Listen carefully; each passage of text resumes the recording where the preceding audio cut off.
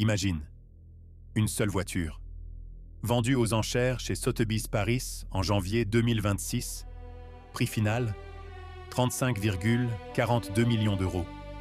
Pour une Ferrari, pas 10, une seule. Et ce n'est même pas le record.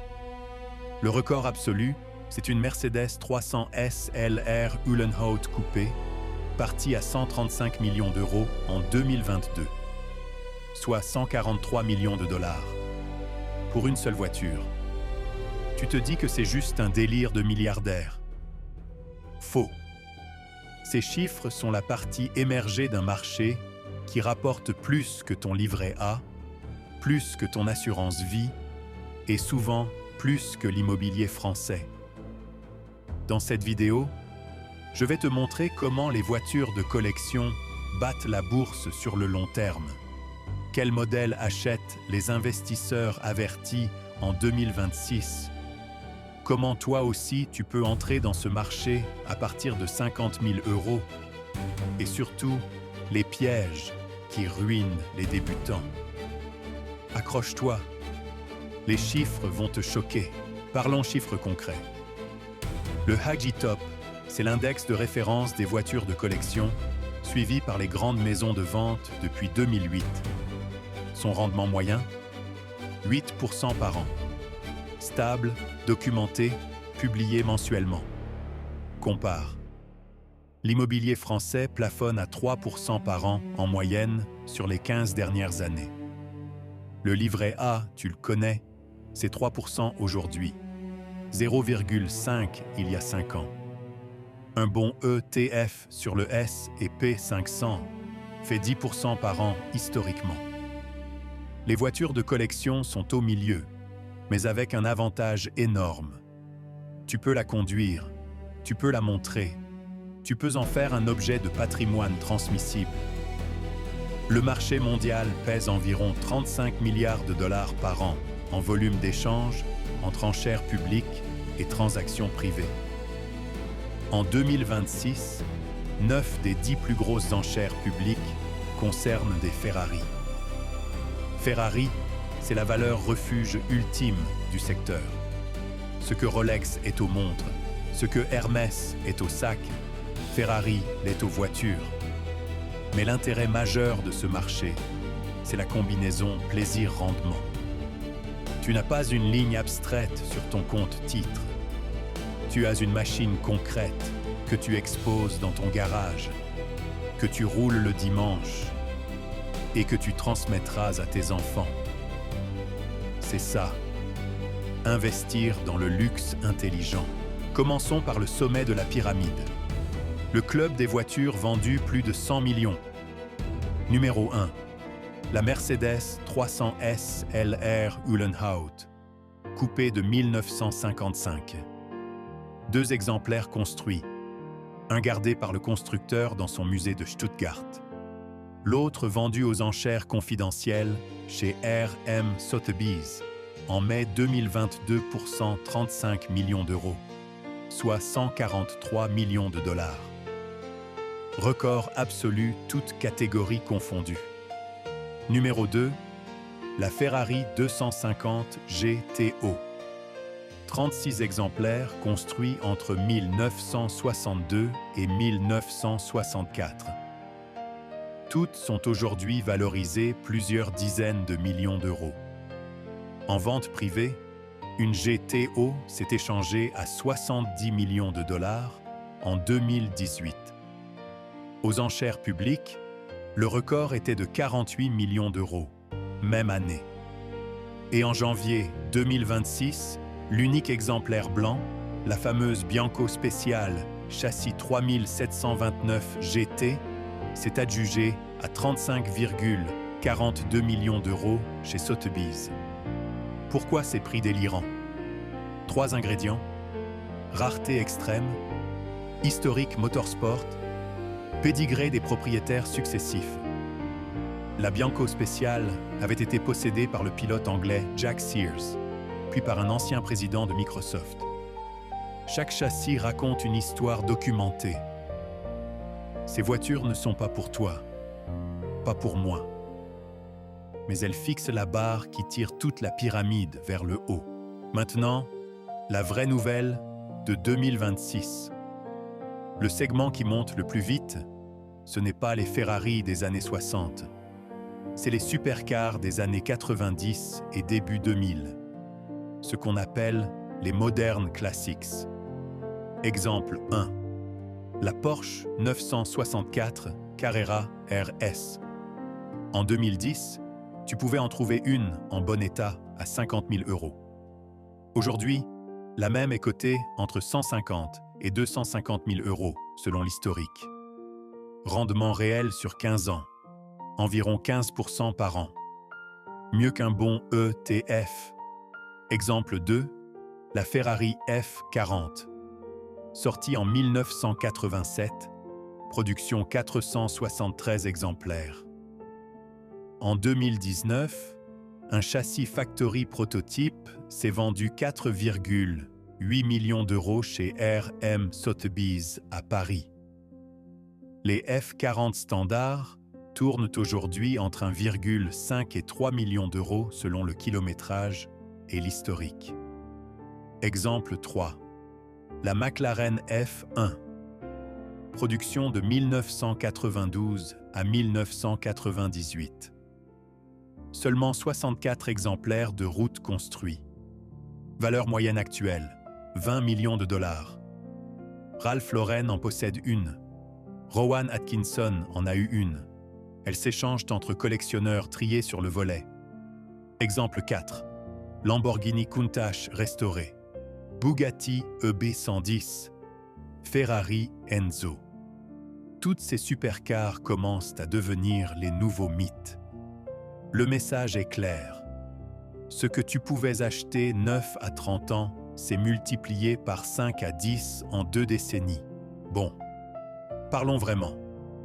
Parce que toi, tu ne vas pas sortir 20 millions $ pour une McLaren. Heureusement, le marché a des portes d'entrée beaucoup plus accessibles. Premier modèle, la Porsche 911 G-Series.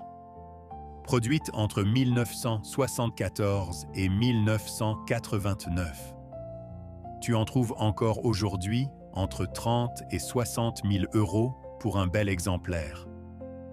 Sur 10 ans, elles ont pris en moyenne 8% par an. Et tu peux rouler avec tous les week-ends. Deuxième modèle, l'Aston Martin DB5.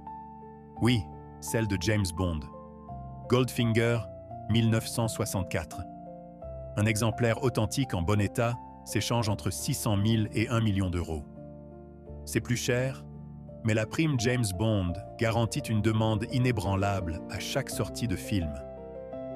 Troisième modèle, la Ferrari Daytona, officiellement 365 GTB4. Produite entre 1968 et 1973. Valeur actuelle, entre 500 000 et 1 200 000 € selon l'État. Rendement moyen sur 10 ans, environ 10% par an. Quatrième modèle, la Mercedes SLR 107, plus modeste mais très stable. Entre 20 et 50 000 € pour un beau cabriolet des années 80. Plaisir d'usage maximal, risque maîtrisé. Parfait pour commencer. Ces modèles sont le vrai ticket d'entrée. Pas de la spéculation pure. Du patrimoine qui prend de la valeur pendant que tu roules. Parlons maintenant des 3 budgets types que tu peux déployer pour entrer dans ce marché. Premier budget, 50 000 €. Tu cibles une Porsche 911 G-Series en bon état ou une Mercedes SLR 107 haut de gamme ou encore une Jaguar U-Type série 2. Rendement attendu, 6 à 8% par an. Plus le plaisir de rouler un week-end sur 2. Entrée de gamme, mais vrai marché. Deuxième budget, 150 000 €. Là, tu passes dans une autre catégorie. Porsche 964 Carrera, Lamborghini Jalpa, BMW M1 ou Aston Martin Fi8 Vantage. Rendement attendu, 8 à 12% par an. C'est le segment moderne classics le plus dynamique en 2026. Troisième budget, 500 000 €. Tu touches les légendes. Ferrari Daytona Matching Numbers, Aston Martin DB5 restauré, Porsche 964 RS. Rendement attendu, 10 à 15% par an selon le modèle et le timing. Pour acheter, 3 plateformes de référence. RM Sotheby's pour les belles pièces avec pédigré documenté. Art Curial Motor Cars pour le marché européen continental. Et The Market ou Classic Auto Invest pour les modèles plus accessibles. Règle d'or. Ne jamais acheter sans inspection physique et expertise indépendante. Ça te coûte entre 2 et 5% du prix, mais ça t'évite de racheter une voiture restaurée avec des pièces non conformes. Maintenant, les pièges. Parce que le marché des voitures de collection est un champ de mine pour le débutant. Piège numéro 1. Les matching numbers. Une voiture vaut jusqu'à 3 fois plus cher si le moteur, la boîte de vitesse, le châssis et la carrosserie sont tous d'origine, avec les numéros qui correspondent. Si un élément a été remplacé, même pour une raison parfaitement légitime, la cote chute. Exige toujours la documentation officielle. Ferrari Classisch pour les Ferrari, Porsche Certificate of Authenticity pour les Porsche, équivalent chez Mercedes ou Aston Martin. Piège numéro 2, le stockage. Une Ferrari qui dort dehors ou dans un garage humide, c'est une Ferrari qui perd sa valeur. Tu dois prévoir un stockage climatisé, entre 80 et 200 € par mois selon la région. Plus une assurance spécifique Agreed Value qui protège la valeur déclarée, pas la cote résiduelle. Piège numéro 3, les frais cachés. Une voiture de collection, c'est entre 2 et 5% de la valeur par an en entretien, expertise, contrôle technique, et une restauration sérieuse, ça commence à 30 000 €. Intègre ces coûts dans ton calcul de rendement net. Piège numéro 4, la fiscalité française. Toute plus-value supérieure à 5 000 € sur une vente est taxée à 36,2%. Bonne nouvelle. Après 22 ans de détention, exonération totale. Les voitures achetées jeunes gagnent 2 fois. Récap Express. Premier point, les voitures de collection rapportent en moyenne 8% par an depuis plus de 15 ans, selon l'index HAGI, ce qui les rend compétitives face à l'immobilier français et cohérentes avec les meilleurs ETF. Deuxième point, le segment qui explose en 2026, ce n'est pas les Ferrari de musée inaccessibles. Ce sont les Modern Classics des années 90 et 2000. Porsche 964, Ferrari F40, Lamborghini Countach. Troisième point, tu peux entrer sérieusement dans ce marché dès 50 000 € avec une Porsche 911 G-Série et monter selon ton budget. Le vrai avantage par rapport à un ETF ou un livret A, c'est que tu possèdes un objet concret. Tu le touches, tu le conduis, tu l'exposes, tu le transmets. Tu combines patrimoine, passion et statut social. Aucun autre placement ne fait ça. Si cette vidéo t'a aidé à comprendre un marché que peu de Français maîtrisent vraiment, laisse un pouce bleu et abonne-toi à Milliardaire TV pour ne rien rater. Et surtout, dis-moi en commentaire quelle voiture tu rêverais d'avoir dans ton garage. À très vite.